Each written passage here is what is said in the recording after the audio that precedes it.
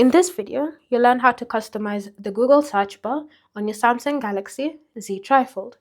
So what you're going to do is simply long press on the search bar itself, and from this pop-up menu, select Settings. From here, you can customize the theme of the search bar, as well as adding shortcuts to the search bar itself. So you can tap on plus, and then you can go ahead and select an item or a shortcut you wish to add. So if, for example, you want to add song search, you're going to go ahead and tap on it like so, and you can see the icon being added.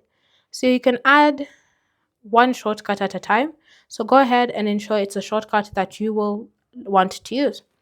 And then once you've successfully added the shortcut, you can just tap on the back button, and now you can go ahead and exit that menu. Now, whenever you look at the search bar, you should be able to see the customizations have been saved. Thanks for watching. If you have any questions or comments, leave them down below, and I'll see you in the next video.